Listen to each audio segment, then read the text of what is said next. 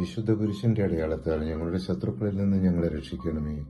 ഞങ്ങളുടെ തമ്പുരാനെ, പിതാവിന്റെയും പുത്രന്റെയും പരിശുദ്ധാത്മാവിന്റെയും നാമത്തിൽ ആമേൻ.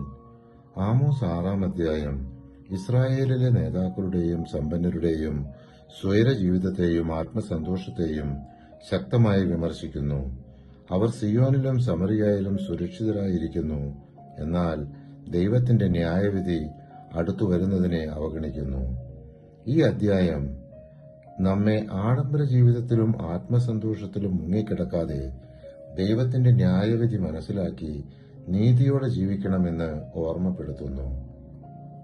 ആമോസ് 7-ാം അധ്യായം പ്രവാചകൻ ആമോസിന് ലഭിച്ച 3 ദർശനങ്ങളും ഒരു സംഭാഷണവും ഉൾക്കൊള്ളുന്നു.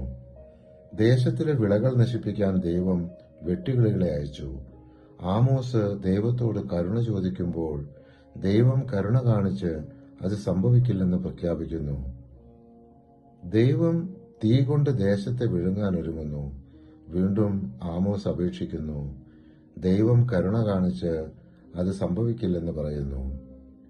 ദൈവം ഒരു തൂക്കുകട്ട മതിലിന്മേൽ വെച്ച് തന്റെ ജനത്തെ പരിശോധിക്കുന്നു. ഇനി അവരെ ക്ഷമിക്കില്ല. ഉയർന്ന സ്ഥലങ്ങളും വിഗ്രഹങ്ങളും നശിക്കും. ജെറോബോവാവിന്റെ വംശം വാളാൽ വീഴും. ബഥേലിലെ പുരോഹിതനായ അമസ്യ ആമോസിനെ രാജാവിന്റെ വിരുദ്ധനായി കുറ്റപ്പെടുത്തുന്നു. പ്രവചനം നിർത്താൻ ആവശ്യപ്പെടുന്നു.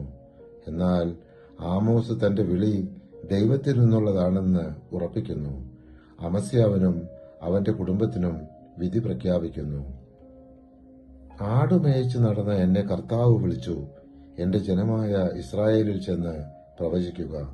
ആമോസ് 7-ാം അധ്യായം 15-ാം തിരുവചനം.